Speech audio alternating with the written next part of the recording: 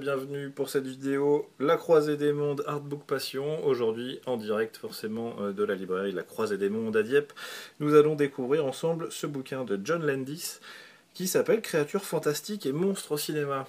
On a 100 ans de cinéma résumé ici par John Landis, le réalisateur du Loup-garou de Londres forcément, le réalisateur de Thriller, des Blues Brothers d'ailleurs dans un autre registre, et eh bien c'est lui qui s'y colle et qui va retracer de façon thématique finalement l'histoire des monstres, l'histoire de toutes ces créatures bizarroïdes qui nous ont fait peur ou qui nous ont fait rire en fonction des films, et pendant 320 pages chez Flammarion on va traverser l'histoire du cinéma.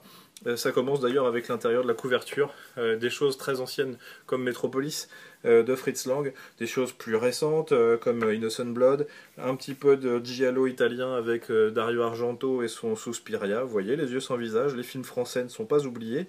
On sent qu'il a vraiment bossé son truc et qu'il a oublié personne, à tel point d'ailleurs que nous sommes accueillis dès le départ par le trio fétiche de la Hammer, le loup-garou, le Dracula, le Frankenstein, il manque que la momie, et on avait fait le tour, la créature du lac noir, pourquoi pas. Bien, qu'est-ce que nous a concocté John Landis? Eh bien, on va dire un sommaire thématique. Donc, c'est-à-dire qu'au fur et à mesure qu'on va se naviguer dans ce bouquin, eh bien, on va trouver des thèmes comme les loups-garous, forcément, les zombies, les momies, les fantômes, les légendes, les contes de fées. Et on voit par exemple ici, quand on ouvre au hasard, un peu comme je le fais devant vous, eh bien, Édouard en mât d'argent, on voit ici le Frankenfurter du Rocky Horror Picture Show, un petit loup-garou. Enfin, on a vraiment quelque chose de très illustré, des petits articles également où John Landis donne son avis. Il n'est pas là pour dire que tous les films sont réussis, et il donne vraiment son regard de cinéaste. Donc c'est plutôt intéressant, et tout ça est ponctué très régulièrement d'interviews. Alors d'interviews de ses collègues réalisateurs qui nous ont donné un certain nombre de grands films, ou alors des collègues également acteurs. Alors, le premier à donner un petit peu sa version des choses, c'est Christopher Lee.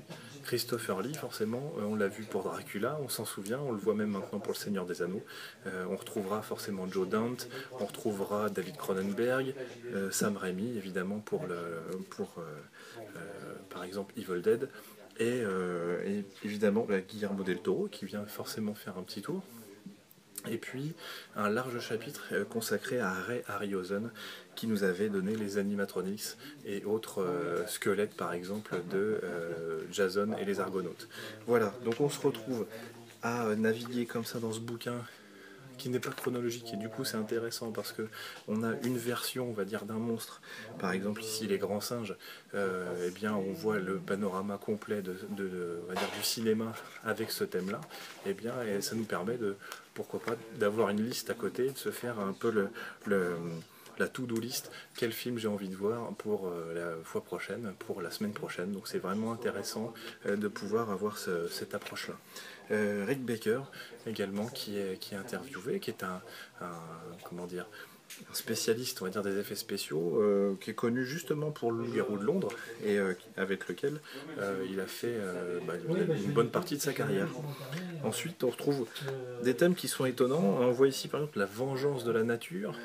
Ça veut dire que les thèmes qui sont abordés ne sont pas que juste par type de monstre, mais plutôt par thème de film. Donc les créatures qui grossissent plus que prévu, les bêtes irradiées, enfin des choses comme ça, que le cinéma a su nous servir, et qui nous sert encore d'ailleurs.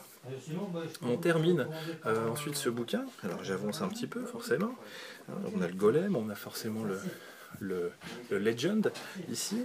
On termine ce bouquin finalement avec une impression d'avoir vu très peu de ces films, quoi. On n'est pas là que sur des films de vidéoclub, les choses qui se sont vues à des milliards d'exemplaires. Donc eh bien c'est intéressant parce que là, on a encore plus envie de découvrir ce travail-là des monstres, des films surprenants, des créatures bizarres. On voit ici par exemple dans Clones, ici la femme avec un buste manquant, ami du docteur Freud, bon courage, et d'ailleurs même Hitchcock est traité. Enfin, on a vraiment envie d'ouvrir ce bouquin à n'importe quelle page, de traîner et de regarder par exemple une photo de Tom Savini quand il était jeune, une photo du Alien en train de se construire. Enfin, on a vraiment quelque chose de hyper riche et intéressant. On a un travail incroyable quand on referme ce livre, qui est celui d'aller acheter et louer tous les bouquins et tous les films qui sont cités dans cet ouvrage-là de John Landis, Créatures fantastiques et monstres au cinéma, chez Flammarion. 35 €, c'est un bouquin assez épais, qui est très bien foutu. La couverture est rigide, vous pouvez l'emmener partout. Je vous le conseille et nous vous le conseillons. À bientôt.